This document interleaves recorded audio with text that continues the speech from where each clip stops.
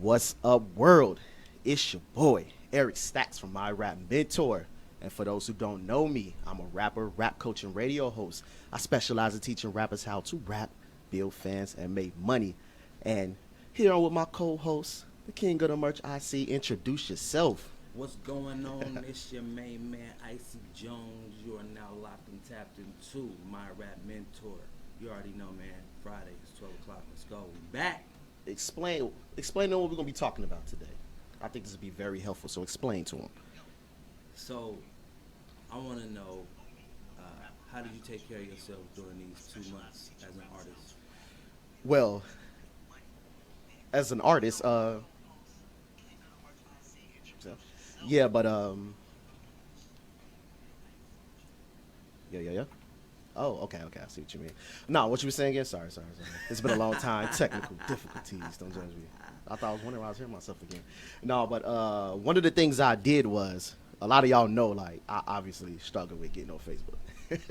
So one of the main things I did was, my whole goal was to, fix a lot of the tedious things that have distracted me when everything was busy, Right. as far as like getting my social media up on other ones and Yes. little small branding. So I'll say the first major thing I did was, two major things I did that I'm a little proud of, little benchmarks. Get my Facebook up, the followers, and I got my subscribers up to like almost an extra 1,000 or whatever. And subscribers hard, bro. Right. That's a couple things I did. You? Man, I just recouped at home, bro. Mhm. You feel me? Like, my home life, I haven't been at home that consistent in a long time, brother.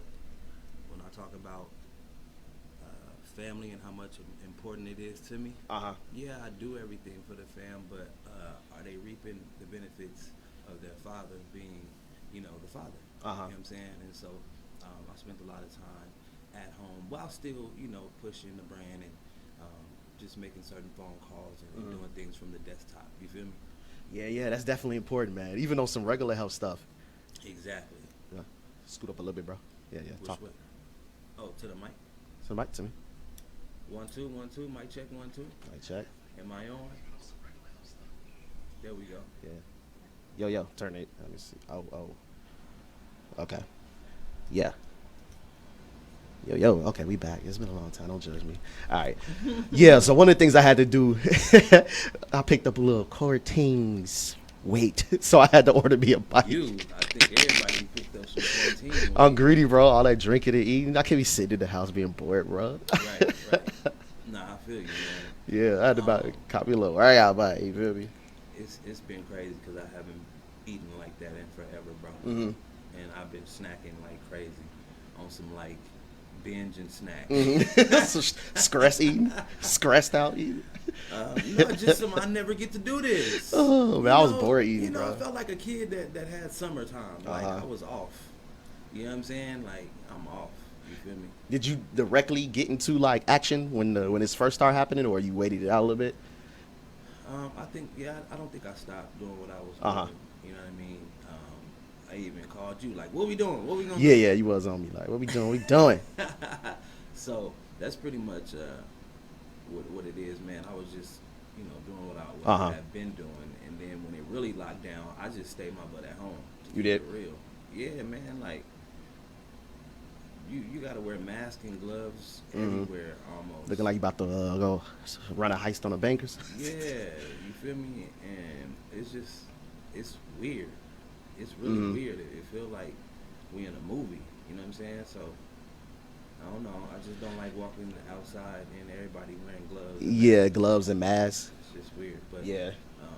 Anyway, yeah, just had mad fun at home. But some things did change and some great business things happened. And so my thing is, did you continue your business relationships in the lockdown? That's a good one. Actually, too. Obviously we couldn't meet a lot, live. I mean, in person. But I definitely was, talking, texting more people, like relationships that we had planned that maybe because we was distracted with regular life, it got in the way. So I definitely been stepping up some relationships and stuff on that end. Righteous.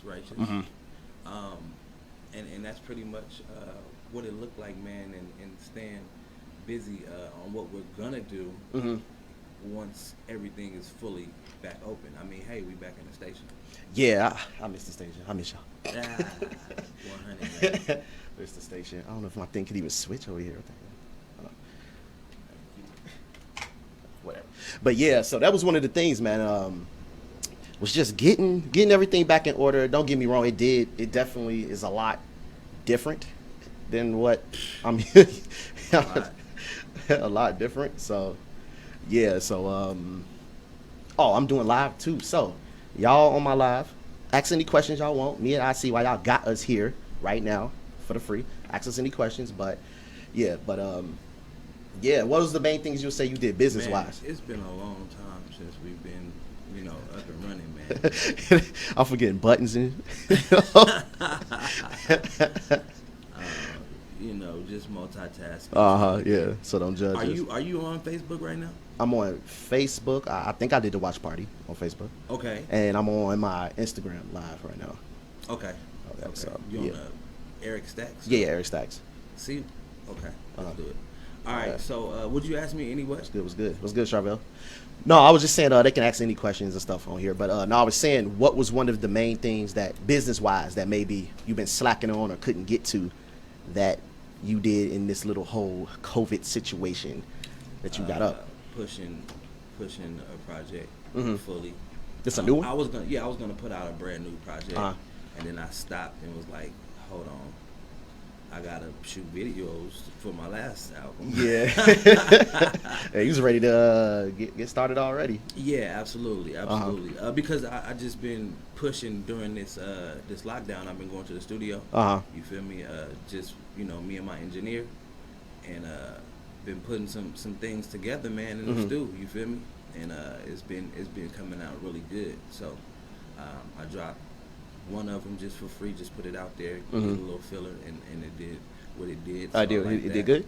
Yeah, it was cool. Okay. You feel me? But it was just a filler, no promotion, no nothing, just put it out. Oh, you dropped it short notice. Yeah, just celebrity status? No.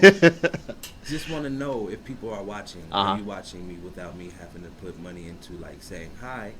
Like, hey, look at me, guys. Yeah, and ain't nothing wrong with that. I'm just saying, can I do that? And then I got with a couple of my people. Shout out TK Blockstar, director, and we're shooting a video today. You think that'll be something you do more often, as far as just dropping it and letting it go? Probably not. Probably not. No, I want to gain more. I need more following, more people, and I want to really market what I have. Because I think people are not listening to the gospel rapper. You know what I'm saying? Why you think that? I don't know. It's just not as popular as one would think it should be with the within the community itself, or the faith-based community. But it's not even that. I want people outside of that to listen to my music, because I don't just make music for Christians to listen to. I make music for everybody to listen to. You feel me? And so when you put me in, I think you won't even think twice about it. Do you think it's is it a, I don't know much about as far as the fan base or the community of Christian community, the fan base wise in music, is it a lot of different, I want to say sub-genres within the Christian community? Yeah, absolutely. It is? So it's just not okay, you do Christian music, it's good. Man, it's everything. Like it's like we literally took everything and just put Christian on it. Okay. So, and I don't know what came first, the chicken or the egg, did Christian music come first, or did, whatever. But of course, blues been around, all that stuff been around, but so has hymns and songs, praises to God. Okay. So you got Christian rock, you got Christian rap, you got Christian contemporary, you got rhythm and praise, you got gospel music. You go down the list. Okay. So it's just basically you do the same genre of music. It's just you add your Christian faith into the situation. So how do you get on the Facebook thing? I want to see if somebody hit me up on here. Back on the Facebook. But I'm real curious about and me looking from the outside looking in. I thought hey, you do Christian music, your music good, you promote it, people like it. I guess it's not necessarily like that. No, man, because it has to be it's a niche already. You know what I'm saying? It's already a niche. And so to even like make that niche more smaller is what's needed. You know what I mean? And that's a nice segment to go into. Remember the conversation we had about marketing? Yep. And one of the things I realize is, I don't know if I talk about this that much or we do, but I honestly think, and done myself, and have used it for myself, I think niche or micro niche marketing is the best way to start off when you're a beginning artist. I think it's the best way to start off. Because like you said, even though it's Christian, there's Christian rock, Christian blah, blah, blah, Christian blues. So yeah, and I think one of the mistakes I see a lot of artists that ask me for advice, one of the mistakes they make, they try to appeal to like the broad term. So like, yeah, I make rap, but my fans, like, who I can appeal to rap though. You know what I mean? Yep. So yeah. And it's a lot in rap too now. Yeah, it's a lot of little sub cultures and genres and stuff within rap. Absolutely. So I don't know. I'm just straight hip hop. You know what I mean? I love the trap music, the trap beats, the producers, the creators of trap music. I love that sound. I'm from the West Coast, born and raised. My roots are from the South. And so, you know, mine is just like that storyteller's music. And I don't really hear storyteller's music much anymore in the young guys coming up. No, it's a lot of us that are 30 and older that still give, you know, props to storytelling hip hop, right? Yeah. But some of the cats that's 29 and younger, some, not all, but this is what I'm noticing statistic wise, right? That they're just like, they're just making words rhyme in a certain community. Yeah, I know what you mean. I was talking about that with one of my homies last night, and we was doing some stupid stuff drinking, but whatever. But still talk about business. So we was just looking up. We was curious. So we was looking up rappers that used to pop in the mid 2000s and like where they go. So we was digging up like just a couple names throw out there, Gorilla Zoe, and we played one of Gorilla Zoe's songs. We was like, actually, his song sounds pretty current. It sounds pretty good. Still today. Yeah, but he was like, he said one thing. He was like, well, what is he saying? And the sad truth, I was like, well, I'm assuming this song wants to appeal to a younger demographic. So I'm pretty sure he's probably not saying much on purpose. So you do got a point. The younger crowd typically, I don't know. I personally think it's because they haven't lived enough life. I mean, So it's kind of hard to relate. I think that's the main core issue. No, because a lot of these cats who get hip hop chances, bro, they come from a struggle. A lot of them. Some of them, you know, but they come from a struggle or background where they've been through life, bro. As a teenager, they've been through life. They got stuff to talk about. They got life stories to talk about. Some of these cats ain't have a mama. Some of these cats ain't have a father. Some of these cats had to sell rocks at teenage ages. So they got stories to tell. It's about the vibe now and the wave now. It's about the vibe. If the vibe is right and the wave is right, then it's a hit. The beat, of course, got to be right. It's mostly about the vibe. That's why I try to explain like slightly older artists. So I feel like, well, what I like about your music, you got a nice balance. You still tell a story, but even if I'm not like in the mood of strictly listening at the moment, it still got a nice like rhyme scheme, the beat. So I could tell you your music IQ, because I'm not gonna lie, it's some people, I'm gonna cut you off, but it's some people like, yeah, you're lyrical, yeah, you got a message, but I don't want to listen to this. See, that's the thing, right? So yeah, you know what I mean? When it comes to like storytelling, that's one thing. But can we stay on topic? Can we stick with the concept of the song? That's all I'm asking. Like, you ain't even got to tell a story. Like, it's just, can we stick on topic? Like, even Doja Cat with Juicy. Yeah. She's staying on topic with it. You feel me? But some cats will go off topic and bring a chopstick to a dinner date. You feel me? Bring the chopsticks to the dinner date. You like them bars, huh? But like, why do you have a gun on this song dinner, you're talking about with this girl? And why did you snatch this girl from her dude and talk about killing him? What did he do wrong? Hey, speaking of that, hey, you remember the mid 2000 songs when like a battle rapper tried to convert to like a mainstream song, and he'll make like a little girl track. He'll be like, "Yeah, girl, I love you, but if you messed up, I grab the pistol." Feel me? You do that. But it's too much. And so that's the music that is gonna last forever. The music that has that balance. Yeah, I think the music that have a balance will stand the test of time, because I think the main reason why a lot of younger artists that start off fall off in the next 3 to 5 years, if they even last that long. At the end of the day, yeah, those kids may like you at the beginning, but then they're going to grow up. They're going to start living life. And if you still rapping that thin, vague content, how they going to... I mean, how many rappers we used to like as like kids or artists? Well, it's a little different, but there's a lot of artists that I don't like anymore at all, that I used to like at least a little bit when I was a kid, just because the content didn't mature with me. Yep. So, yeah. Yep. But at the same time, let's look at the industry as a whole. Mm-hmm. So some of these cats are just making everyday money now from back in the day. Yeah. Right? They're making enough money to keep their status, right? And with that status, continue to make money. Does that make sense? Then you got cats like Snoop Dogg, who just broke through every barrier that was set for him and is set for life, right? Mm-hmm. And then you got the early 2000s cats who can still go get a bag. You feel me? Because they sold 30 million records. Yeah, yeah. Like a Luda or Nelly or like cats like T.I., you know what I'm saying? These are early 2000s cats, right? And so it's all relative in the industry, because then even if you had 1,000 fans, if you just had 1,000 fans, you could live. Yeah, you definitely could live. Like 1,000 like hardcore ones, you can definitely live. And it'll be like a 9 to 5. Right? So it's all relative into how you create though. So some of the cats from like Nelly and Luda and them, they don't have to create music anymore. No, they don't have to create music no more. But Luda was one of my favorite rappers. Yeah, he's one of my favorite rappers, man. He's one of my favorite rappers. And so was T.I. Yeah, T.I. was. I'm not going to say Nelly was my favorites, but I liked a lot of his hits. They was cool. T.I. still creates, right? My God, what up, man?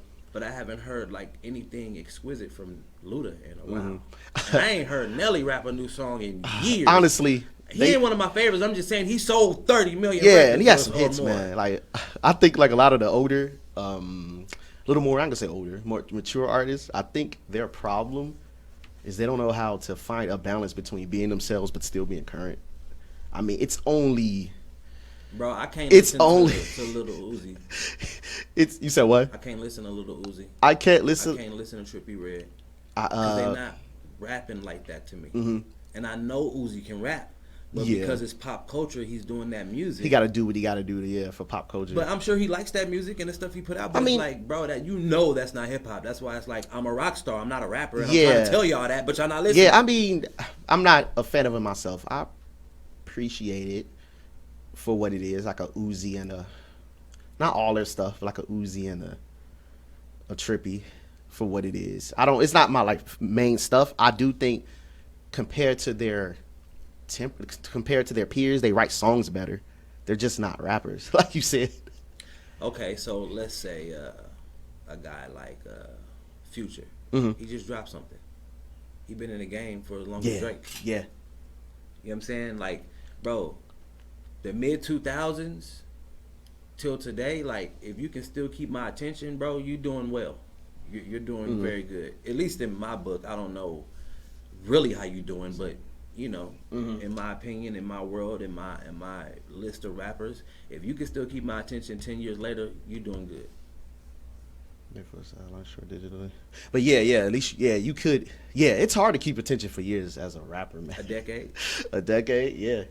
So you're doing pretty good. You know what I'm saying? But it's about making music, man, and continuously making music and continuously creating until you just don't have that flair no more. You don't want to do it no more. You know what I'm saying? But again, like Lil Jon, he make music, but like he can go DJ and go get a bag. Yeah. He don't have to make no more crunk music. He still make no more crunk. He don't. No, he don't. You feel me? I don't know. It's just that's how I feel. So I don't know, man. When it comes to cats that are continuously dropping music and keeping my attention from like the 2010s and it's not many of them. It's not many. Yeah, it's not many. And even the few that I used to like from there, I'm starting to like them no more. But are they still creating? The few that are, like I'll say, the few that are, yeah, but I'm starting to slowly decrease your listening. Yeah. Decrease. Yeah, man. Unfollow. No, I'm just playing.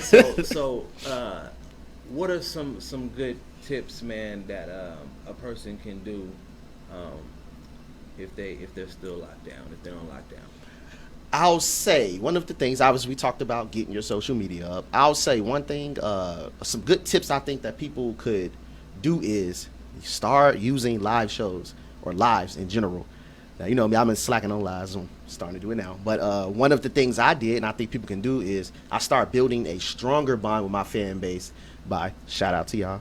Yeah. But I started building a stronger fan base, like talking to my fans online. Because sometimes as artists, we'll get so obsessed with the number that we forget, like, they are still real people. Like, that's like if I made a friendship with you and I never call you again. Are we still friends? No. So, yeah, so one of the things I know you. Yeah, like, you know what I mean? You can contact me, but that relationship fades away. Yeah. So I started using this time to just get online weekly, talk to the fans, talk to the rap mentor people in the rap mentor community, talking to them online. Even like sometimes it wasn't even rap mentor situations. I'll just go on live, drink a little bit, talk to them, have conversations, joke, and do stuff like that. So just building that strength within that core fan base. Yeah, absolutely. Mm-hmm. That, for me, my work ethic in the studio just went up. Mm-hmm. You know, I had more time to be in the booth. Just always ripping and running, man. You know, those are some of the things that you miss, is actually spending time in the studio and working on your craft. You know what I mean? And you get some of the most genuine music out of those moments when you know you got time to be in the studio. You feel me? And just building the relationship with the director that's going to direct this video. Because it's going to be a trilogy, so we're starting, and I think it's going to be dope. So is the first one done yet, or no? Is it okay? I'm ready to see. I'm ready to see. No, I'll be the first one you send that to. It's on paper, so it's going to come to the screen real soon. But having a vision for that, you know, it takes some just takes some inspiration to want to create a dope visual. Yeah. Right. It's good to have a mind for it, but for me, I watched a few different movies, few different shows, and wanted to see what my message was going to be, because if something is on television, bro, right, it has to like have a message, or like it has to, they're on television for a reason. Yeah. Right. So I want to be on your YouTube or your Facebook or your Instagram when I put my music out, as far as visuals, for a reason. Okay. I don't want to just be rapping in front of a dope background. You know what I'm saying? Like, I don't want to just be on top of a car or just with some, you know what I'm saying? Just and even by saying that too, even you brought a thought to my head too. Even by saying that, when artists should promote their music, even like in this whole COVID situation, like, one of the things people need to stop doing is, like you said, you want to do your videos for a reason. You want a message, a reason. That's when you have that message and reasoning in your music, it makes it easier for you to promote to a certain demographic. Absolutely. So that's another thing. Go back to what you asked me earlier about we were saying something about artists, just the subcultures and stuff. So a lot of times when artists promote and it messes them up, and I see their music, it doesn't have any, it doesn't have a, like, what do you stand for? Right. It don't have that. No one's going to follow you, an unknown person, if they don't know what you stand for. Right. Absolutely. So I'm pretty sure you're just being you, because that seemed like a person you are. But did you do that as far as your music brand? Did you purposely do it, or it just accidentally fell that way, or what? Like, take me through it. As far as just having that message and the message in my music, being clear cut, and you know you speak to. To keep it real, before I became a gospel rap artist, I stopped cussing in my music. Oh, you did? Was it personal reasons before that? Or? Yeah, like I got kids. Oh, yeah, true. You feel me? And if my kids listen to the radio, they ain't cussing. Yeah. And some of their favorite songs on the radio. You know what I mean? And I don't have to let them listen to the unedited version either. Explicit version. You feel me? And that's still their favorite song, and it's cool. So it's like, well, why didn't they just make it a clean version in the first place? You do got a point, because when I was younger, I didn't care about clean or no, I just like the song. You don't. But if I made it that way, you would like it all the time. time. I'm still gonna like it regardless. So you wouldn't even miss the cuss words. So yeah, you do got a point. You feel me? When I was young, I wasn't consciously thinking, where's the cuss words? We're not. Yeah, so. But when I heard the curse and then I heard the clean, I'm like, oh, that's whack. Mm-hmm. You feel me? But if I would have made it the clean version and said what I wanted to instead of having to edit certain stuff. Okay. You feel me? Then it's like, cool. So, bro, I did it. And I'm going to tell you, it was like one of 50 Cent's song who made me stop, like, putting poison in my music. Mm-hmm. You know what I'm saying? Like, yeah. Like, fanning the fire. Uh-huh. So, you know, even if my music is just for the homies in the hood, and we the ones that's causing a ruckus, not 50 Cent, not the Game, not Wayne, we are, and they listening to all of our music. Yes. I don't want to be another one along with the Game and 50 Cent that has poison in his music. I want to be the positive light. Okay. And so I took my cuss words. It was still fly music, you know. Still jiggy because still a little swag too. We so used to degrading ourselves. Uh-huh. So take the word nigga for instance. I say it in my regular lifestyle, not as much as I used to, but I do. But I replaced that word with bros. Okay. Fam. Man, what's happening, man? You feel me? Like, just replaced it in my music as well. The word bitch. You check, you know, you switch it over. It's chick or, you know, whatever, but you don't have to do that stuff, man. And so that's my own convictions. Even with the music part too. You always keep bringing as you talk, you bring that idea. It goes back to one of the things we were saying, building your fan base and engaging with your fans for the COVID stuff. Like you said, you replace certain words, or even you said when 50 Cent was like, you say, if y'all causing a ruckus, it's not 50 Cent, it's y'all. So another thing I like to tell out of artists too is when people just want music that are a soundtrack to their lifestyle. Yep. So it goes back to that. What do you stand for when you make music? Who do you make music for? That's why I always push the micro niche or the niche.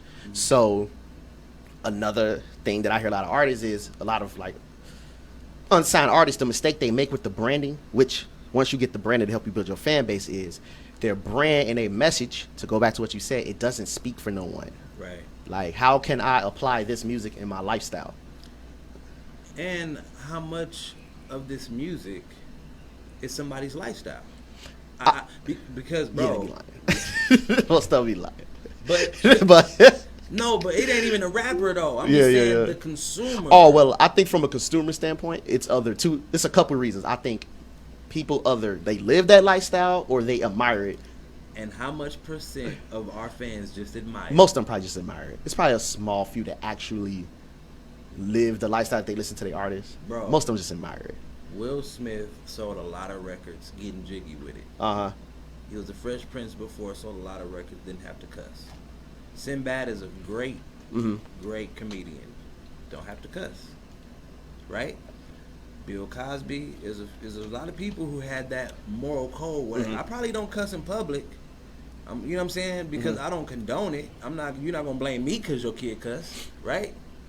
But in my private life or whatever, I may use a few choice words. But I know as an adult I have consent to do that. So if I have consent to say certain things on my record and it's gonna hit the public, I'm gonna give you a positive message. Okay.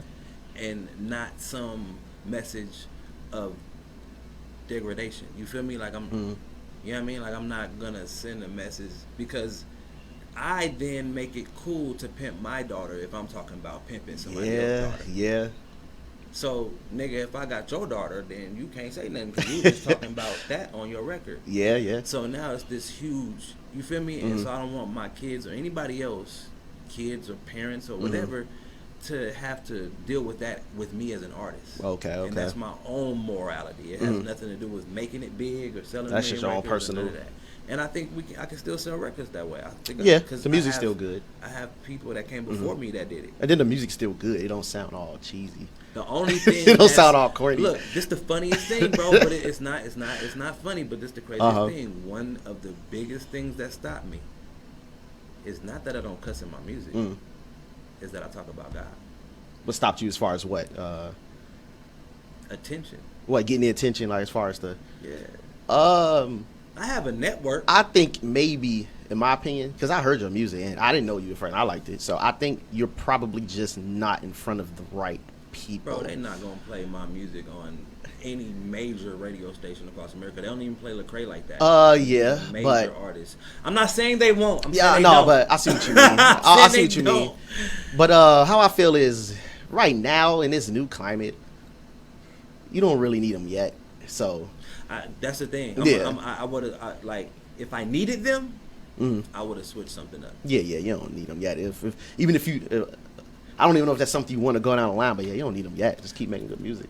Just keep making good music. Because at the end of the day, too, I feel like the radio is not the. I think the radio, if you want to be a more commercial artist, I think the radio is a good addition to your overall brand. But at the end of the day, most of the radio listeners are just casual listeners. How many people that listen to the radio that you think are fans of majority of the people on the radio, like fans? How many of the radio heads listeners you think that are really fans of most of top 40? Yeah, of the artists. No, I think they have their choices, but I don't think that every person that listens to the radio is not. It's probably a fan. No. Handful. I think it's a big percentage though, bros. I'm not gonna downplay the percentage though of people that are avid fans of those people on the top. I don't think they're. This is my philosophy. This is why I don't think they're really fans. I don't think most of them are really fans of stuff on their radio because it goes back to what I said. As far as people just want stuff that fit their lifestyle. The average consumer just want to party, be in the know. Go to popular places. That music just happened to be there. It just happened to be there. That's why a lot of them don't sell records, minus maybe like the top amount. I mean, because like when a lot of artists say when an artist used to be on the radio, as soon as he get off the radio, he died down major. So how many of them are really like hardcore fans, other than casual listeners? It's songs I like on the radio, but I'm not a fan of the artist. So I think it's a difference. I think it's good when you want to hit that next step. I look at radio. I look at radio as like paid preview. You ever met people that never watched the day in their life of boxing or basketball, but when the paid preview come on, Floyd versus someone popular, they'll tune in. I feel like radio listeners are just people that only tune in to paid previews. Woo! You feel me? That's big. Yeah, but they're not the core people that's keeping keeping your career alive 24/7. Yeah. That's why I don't even like. I mean, if it ever happened, I ever make it to a chance to get the radio, hey, I'm gonna take my shot. But I think the radio is, as far as like, it's a good add-on, and I think a lot of artists. That's another. Not to cut you off too. I think that what hurts a lot of independent artists too. They try to make radio music when they're not nowhere near there yet. So that hurts you. Yes. Now, living in 2020, bro. What up? There is a lot of radio stations.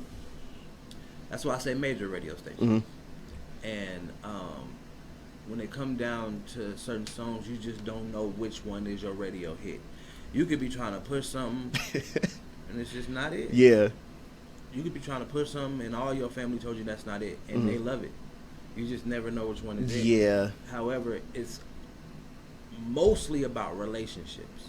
Yeah. So you can get something out there just based off relationships. You know what I'm saying? That's all you need really is relationships. And good music, of course, but you need relationships. Good music, passable music. Well, no, I have well packaged music. I'll just say that. But I have no issue with Young Thug, right? I mean, we all know he's a controversial artist. Yeah. Whatever the case may be. I don't ascribe to him. I don't, right? His high-pitched voice, the singing, and all that stuff. But he's influenced a whole bunch of people. Who let Young Thug in the game? I don't know too much about him, but back then, it said he was already connected with a lot of people. Gucci, man. Yeah, he said he had a lot of connections already. And Gucci is the complete opposite of Young Thug. You know what I'm saying? It's the connection that got Young Thug in. He had a dream. Somebody felt that and gave him the door. He ain't got to be the best rapper. Matter of fact, he's a different type of rapper. Yeah. You feel me? It was the connection. Like, Roddy Ricch was already in with Meek Mill and knowing Nip and all. And next thing you know, he getting a Grammy.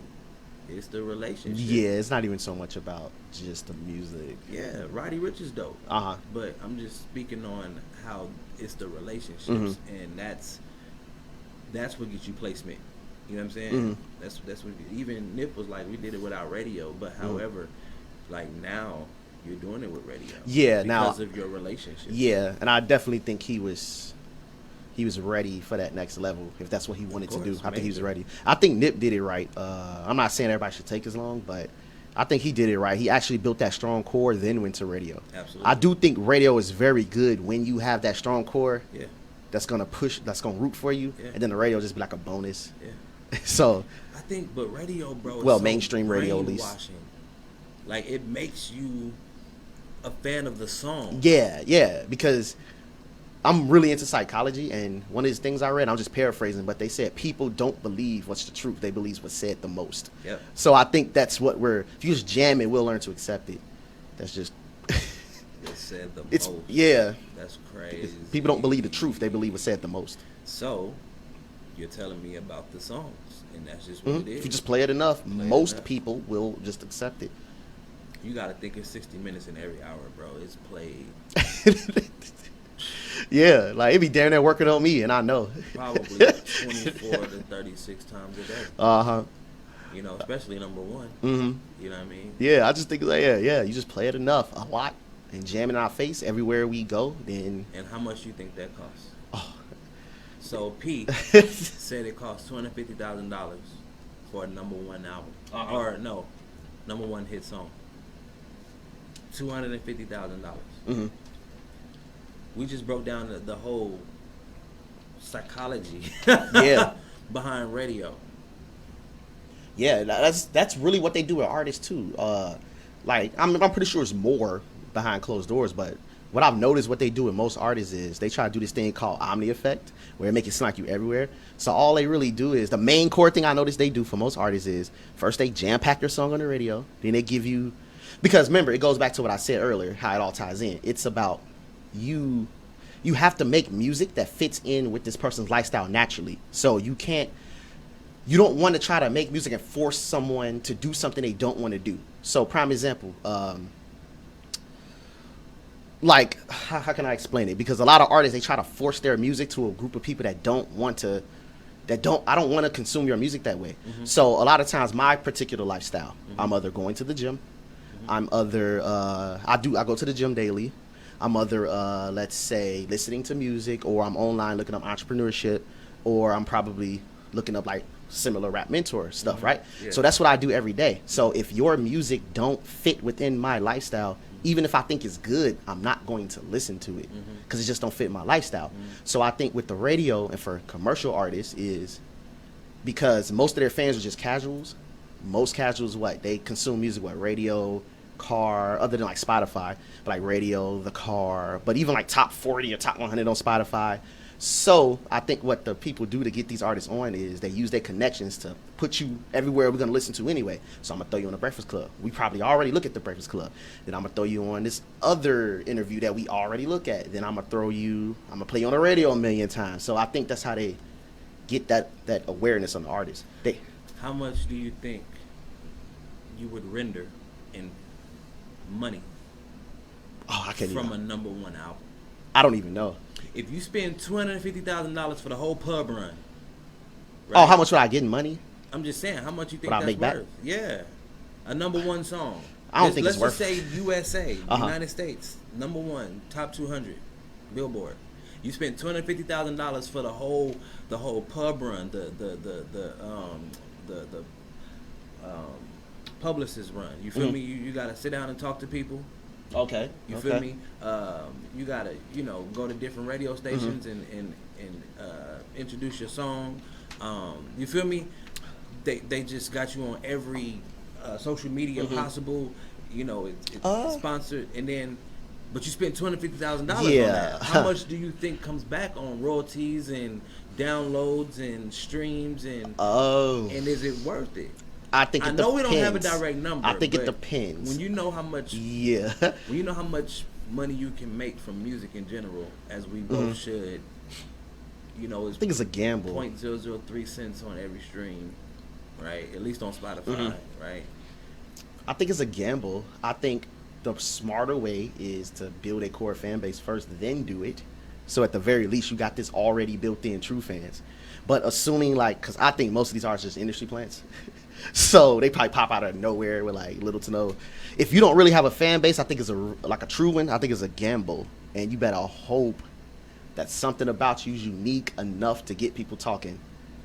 So I think it just depends. I think if you like a Nip or someone that already built that strong core, then do it. I think it's not much of a gamble. This is why I believe P. I am. And Coach, I do music. Shout out to psychology and music. Coach K and P, right? Who was Lil Baby? Who was he? Yeah, I don't know. Do he got any stuff that like? Bro, Lil Baby was number one. He debuted at number one with his album, this past one right now. Right? Mm-hmm. I think his last album was number 2 or something like that. Like Lil Baby's a huge deal. Mm-hmm. Like huge, right? Yeah. He come from the camp of QC, the label. Somebody who make people go number 1. Yeah. Migos. They number 1 artists. They sell out like domes, like stadiums, arenas. Migos. They up there with Drake. They did the tour with him. But they come from QC, the label. You feel me? So I think that whether you have started from a small fan base, which is great, or if you had $250,000, bro, I think that Lil Baby came with that $250,000. Now I think not that he gave him that. I think why it worked for Lil Baby, but it was put into him. I think why it worked for him so well because QC and any marketer know kids are the easiest to promote to. So it's easy to get them. It's easy to promote the kids. So I think because he already fit a familiar mold, and he relate to a kid demographic, it made it a lot more easier. So to go back on that question when you said, "Is it worth it?" It depends on who you're trying to appeal to as well. So I think it's easier to get. Brought him out the blue. I feel like it's easier to get a kid artist across that's familiar because. Another thing with mainstream music too is I read this thing like how the art of making hits or whatever, and they basically said people, the average person, don't like to hear something unfamiliar. We naturally in our brain, we shy away from something that's unfamiliar. They said usually hits, other than obviously having the publicity stunt behind it. They said usually hits are something that we're familiar with done slightly different. So I think the Baby fit that he fit that Little Baby fit that mold. Something familiar done slightly different. Then he appealed to kids. So it's easy to get that. Okay. I like it. Because when he went to Rollo, you know who Rollo is? Rollo told him it'll cost $300,000 to be on my label. What?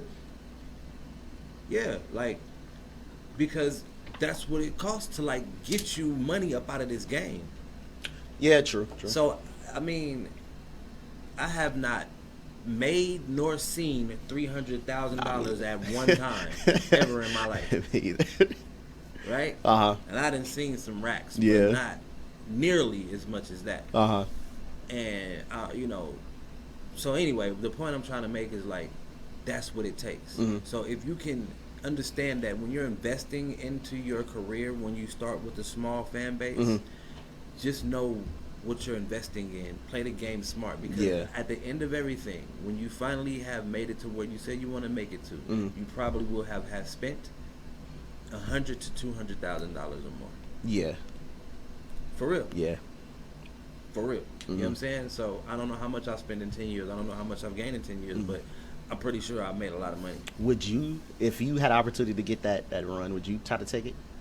If I gave you $250,000 right now, and I said, do what you want, I'm gonna let you choose your own route with it. I would try to find Coach K right now today, and I would say, I got $250,000 right now.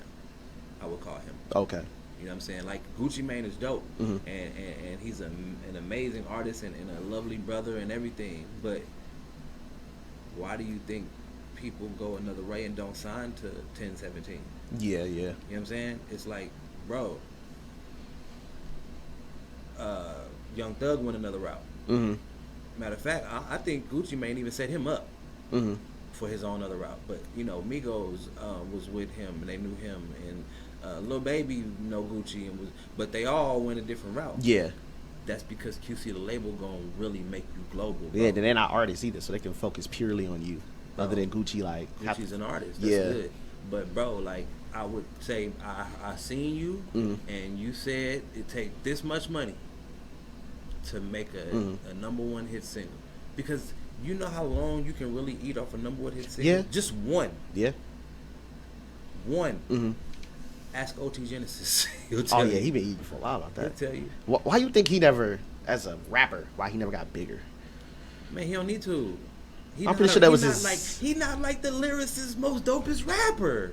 I mean, but I can't even categorize him. He's cool for this time period. So why did he choose? He's almost like a West Coast swag rapper. As a matter of fact, I'm glad you said it. He cool for this time period. He could have had a little run. I'm assuming. He's still running.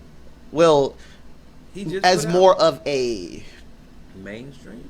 He's like, bro, he didn't put out an album to be critically acclaimed. That's what he like put out 5 singles back. I thought he was gonna have a few more like bigger hits before he kind of fizzled commercially. Nah, man, like he had a lot. I don't know. You gotta look up his. He got 5, like platinum records. Oh, I probably didn't hear it. I don't listen to the radio like that. So. I mean, bro, it ain't even. And it wasn't radio. Shoved in my face. So yeah, that part. It wasn't shoved in my face. But like, yes, it wasn't like crammed in my face. He did Coco. He did Cut It. You got the Cut It remix. It's a few of them, bro. Like Bay. Like I only heard that one, and I don't like him like that. That's some slappers though. Drag it. My people be playing. Maybe that's why, because it's just like it's some slappers. It's cool. It's easy. Like if you're in a club, I don't listen to it's like easy slapper type. Yeah, I don't listen to like. It depends where I'm at. I'm probably not gonna go to it myself, but if I'm like out and it's playing, it's cool. I respect him and his hustle and his craft.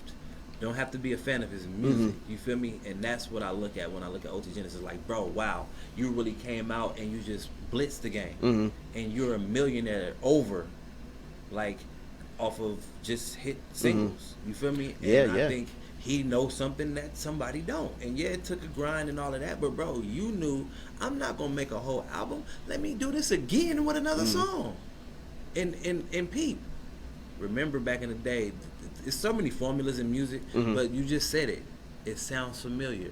Yeah. So your second hit can sound similar, slightly different. Yeah, slightly to different. your first one. I mean, Tyga did it. Tyga did it. With the Taste, and then he came out with the other one. Yeah. And I'm like, this sound. He started from Rack City, and then Rack City just slowly evolved into. He did like 80 of those. It evolved to Taste, and then now he like on 80 Taste. Right. Yeah, it's cool. I mean, it fits where it fits. That's a formula that ain't gonna never die. No. Yeah.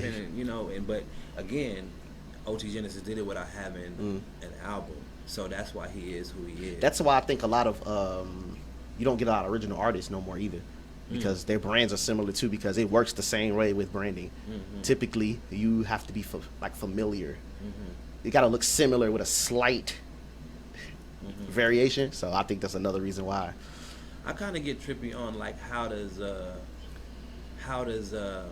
YG sell his merch when it's about like it's his neighborhood, like 400, you feel me, and like Bompton and like the All Red, you feel me, when it's like so many other people in the world, you know what I mean, that like your music and aren't gangbangers or gang affiliated at all, they just like the music, you know, and how does that merch sell, you know what I mean? Yeah, I don't think casuals care much. I don't think casuals care that much. I asked like the average. You saying that, I don't think they care much. Makes me think a lot more. They don't. Like, gives me more freedom in my thoughts. That's why I stopped promoting to casuals. It has nothing. I can literally make a song just as good as Drake, sound exactly like Drake, and the fact that I'm not popular. Now it might do a little bit because quality songs. Yeah. But it's not going. It's never gonna get as love as Drake, even if I had the same budget, because I'm not popular to the. So I stopped focusing on them. It's almost like we almost out, but I can say this. Got it. But yeah, we about to get out of here though, man. Like, any last words, man? Yeah, man. New album. Icy Jones everywhere. Visuals coming. I'm gonna pump the brakes on the album because I like some songs off gospel trap music. So Okay. cool little trilogy on it. Yeah. And then we're gonna go on to Mr. Jones. That's the name of the new project. Mr. Jones. Oh, this is gonna be epic, man. Yes, sir. Got a new video. Well, video got cut short, but the video will come. I'm not gonna say too much about it, but it's gonna be on some real creative stuff. So let's make it happen. Yeah. So we out of here. All right, man. Hey, you know what it is, man. My Right Mentor every Friday, 12 noon, right here on hot7025fm.com. Yeah. Frequent. Forgot to say that.